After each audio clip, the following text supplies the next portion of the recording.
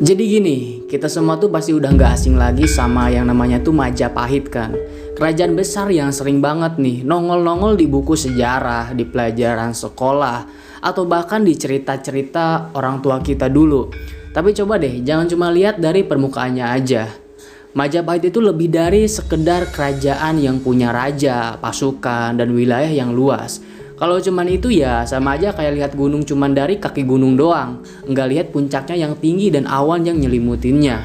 Di balik sejarah yang kelihatan jelas itu, ada lapisan yang lain nih yang lebih dalam, yaitu dunia mistis, spiritual, dan energi yang menurut kepercayaan orang zaman dulu, Majapahit berdiri bukan cuma di bumi yang kita pijak, tapi juga di dimensi lain, dimensi yang kadang cuma bisa diraba sama orang-orang yang punya mata batin atau indera keenam. Makanya dalam video kali ini kita bakal jalan-jalan ke sisi yang jarang banget diulik sama orang-orang. Kita akan bongkar sejarah sekaligus sisi gaibnya yang sampai sekarang masih dipercayai dan bikin banyak orang penasaran. Yuk siapkan cemilan dan kita mulai.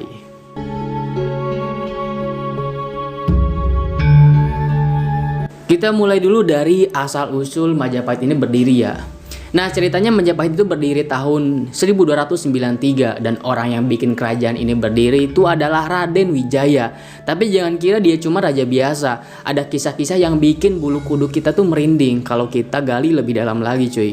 Katanya Raden Wijaya ini tuh punya kekuatan batin yang bukan kaleng-kaleng. Dia dipercaya bisa komunikasi sama roh leluhur, dapat petunjuk spiritual yang luar biasa, kayak dapat guidance dari dunia lain. Kebayang gak sih, raja yang sekaligus dukun tingkat tinggi, seberapa kuatnya dia? Nah, ada cerita legendaris, waktu dia mau mendirikan kerajaan, dia berdiri di tengah hutan maja, pohon yang buahnya tuh pahit. Nah, pahitnya itu katanya bukan cuma soal rasa, tapi lambang pengorbanan dan keteguhan. Kayak peringatan, kalau mau jadi besar harus siap ngerasain pahitnya perjuangan, anjay. Yang paling bikin penasaran adalah julukannya, yaitu Raja Tanpa Bayangan. Nah loh, ini tuh bukan sekedar kata-kata keren. Ini tuh bagian dari kepercayaan Jawa kuno. Orang yang gak punya bayangan itu artinya hidup di antara dua alam ya kan, dunia nyata dan dunia gaib. Jadi si Raden Wijaya ini tuh bisa dibilang hidup di dua alam sekaligus, sebagai raja dan juga sebagai makhluk mistis. Nah kita masuk ke masa kejayaan Hayam Wuruk dan Gajah Mada. Kalau udah ngomongin Majapahit pasti nggak bisa lepas dari dua nama ini, yaitu Hayam Wuruk dan juga Pati Gajah Mada. Dua tokoh ini adalah duet maut yang bikin Majapahit jadi kerajaan raksasa. Nah yang paling keren tuh adalah sumpah palapa yang diucapin sama Gajah Mada. Nggak cuma janji biasa, ini tuh sumpah punya energi magis kayak mantra yang bisa ngepek kekuatan spiritual dan politik. Gajah Mada konon menjalani ritual-ritual gaib yang bikin dia kayak setengah dewa, yang bukan cuma bisa menguasai tanah dan pasukan, tapi juga energi batin Nusantara.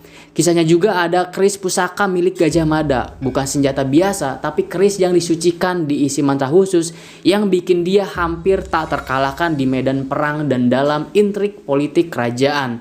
Dan percaya nggak percaya, katanya ada pasukan bayangan yang bukan manusia biasa, tapi pasukan gaib yang menjaga Majapahit dari ancaman-ancaman halus kayak ilmu hitam dan santet dari musuh-musuh rahasia. Ya kita semua sudah tahu ya bahwa zaman dulu ilmu gini tuh udah nggak asing lagi. Jadi saat Majapahit kirim tentara ke pulau lain, mereka nggak cuma bawa senjata, tapi juga jimat dan ilmu gaib sebagai senjata rahasia. Ini bikin kita ngerti kalau zaman itu kekuatan batin dan spiritual itu sama pentingnya sama kekuatan fisik. Lalu kita masuk ke struktur politik, kerajaan bawahan, dan jaringan mistis dalam Majapahit. Kalau ngomongin politik Majapahit, jangan cuma pikirin soal birokrasi dan struktur pemerintahan yang rapi ya. Di balik itu semua ada jaringan mistis yang sangat erat yang menghubungkan para raja, patih, dan bahkan dukun kerajaan. Mereka itu bukan cuma kumpul buat rapat politik doang, tapi juga ngadain ritual bareng, semacam meditasi massal untuk menjaga keseimbangan energi kerajaan kayak gitulah. Nah ada ruang-ruang rahasia nih di dalam istana yang cuma bisa dimasukin orang dalam, kayak tempat buat meditasi dan pemanggilan roh leluhur. Jadi jangan heran kalau Majapahit bisa bertahan selama ratusan tahun. Mungkin ada proteksi gaib lah kayak gitu yang nggak terlihat sama mata kita. Sistem ini juga ngerekayasa hubungan dengan kerajaan bawahan yang tersebar di berbagai pulau. Setiap raja bawahan juga punya ilmu gaib lokal yang jadi sumber energi buat Majapahit pusat.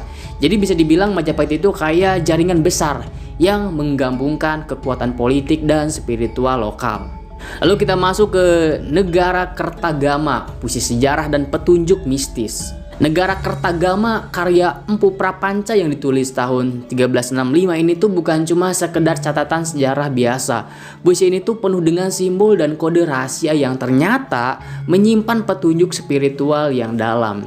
Beberapa bait puisi ini dipercaya mengandung mantra-mantra yang bisa membuka gerbang gaib kerajaan Majapahit kalau kita bisa memahaminya dengan benar. Nih ada simbol-simbol tertentu yang jadi kunci buat orang-orang yang mampu melihat. Bahkan sampai sekarang ada nih kalangan spiritual di Jawa dan Bali yang masih mempelajari negara Kertagama bukan cuma untuk sejarah tapi sebagai sumber kekuatan batin dan ritual sakral. Jadi bisa dibilang kitab ini bukan hanya dokumen sejarah tapi juga semacam peta mistis yang masih punya arti sampai sekarang. Lalu kita masuk ke segmen agama Hindu, Buddha dan sinkronasi dengan kekuatan magis Nusantara cuy. Nah Majapahit itu unik banget lah. Karena dia nggak cuma Hindu Buddha biasa doang, tapi juga memadukan kepercayaan lokal yang udah ada sejak lama banget nih. Perpaduan ini tuh bikin sistem kepercayaannya tuh jadi kaya banget, penuh simbol dan ritual. Yang nggak cuma soal agama, tapi juga kekuatan gaib. Kalau kalian pernah lihat Candi Penantaran, Ceto, dan Suku, itu bukan cuma tempat ibadah biasa cuy. Konon tempat-tempat itu juga jadi pusat latihan ilmu gaib dan meditasi tingkat tinggi. Relief-relief di candi itu menggambarkan makhluk halus, dewa, dan makhluk astral yang dipercaya ikut menjaga dan melindungi kerajaan. Para pendeta dan dukun zaman Majapahit katanya tuh bisa menembus dimensi, ngobrol sama roh leluhur, alam gaib, bahkan entitas semesta yang jauh di luar pemahaman kita sehari-hari. Nah kita masuk ke kemunduran pergantian zaman dan perang dunia gaib. Setelah puncak kejayaan Majapahit, mulai goyah tuh Majapahit. Tapi bukan cuma masalah politik atau militer yang bikin kerajaan ini tuh runtuh. Ada pertempuran yang terjadi di dunia gaib. Ceritanya tuh bilang pasukan gaib Majapahit tuh harus berhadapan sama kekuatan baru dari kerajaan Islam yang mulai berkembang di Jawa. Ini tuh bukan cuma soal fisik tapi pertarungan energi spiritual dan mistis yang sangat kompleks banget. Kabarnya kerusakan energi spiritual di dalam kerajaan karena perebutan kekuasaan dan perselisihan internal yang bikin ritual-ritual yang menjaga keseimbangannya tuh mulai terganggu. Itu yang akhirnya melemahkan kekuatan gaib Majapahit. Sementara kerajaan Islam membawa energi dan sistem kepercayaan baru yang akhirnya menguasai Nusantara. Jadi ini perpindahan kekuasaan fisik sekaligus spiritual yang mengubah peta mistis Nusantara sampai saat ini. Nah, lalu legasi Majapahit di era modern adalah ya walaupun Majapahit secara fisik udah hilang ya, warisan mistisnya tuh masih hidup sampai sekarang ini.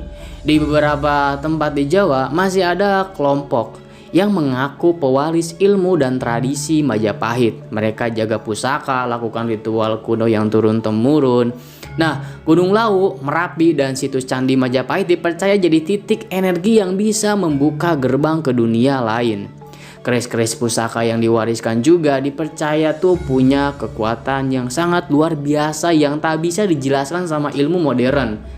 Simbol Garuda yang kita pakai nih di lambang negara juga dianggap manifestasi roh penjaga Nusantara yang diturunkan dari zaman Majapahit tersebut. Dengan membuka mata batin dan hati kita bisa merasakan denyut kehidupan Majapahit yang sesungguhnya. Bukan cuma sejarah, tapi jiwa Nusantara yang abadi. Oke, makasih banget yang udah nemenin aku ngulik misteri Majapahit dari awal banget sampai akhir. Seru kan? Nah ternyata kerajaan ini tuh bukan cuma soal sejarah doang ya kan, tapi juga penuh cerita mistis yang bikin kita mikir, wah beneran gak sih gitu. Nah kalau kalian penasaran sama kerajaan-kerajaan Nusantara lainnya yang juga penuh misteri dan cerita mistis, aku udah siapin nih playlist khusus yang hanya bahas kerajaan Indonesia lainnya. Jadi jangan cuma di sini aja ya, mampir juga ke playlist itu karena kita akan memahami lebih dalam lagi nih. Kalau kalian suka video kayak gini, jangan lupa like, terus share cerita mistis atau pendapat kalian di kolom komentar bawah. Aku pengen banget tahu cerita-cerita seru dari kalian. Dan jangan lupa juga subscribe supaya nggak ketinggalan video misteri dan sejarah seru lainnya.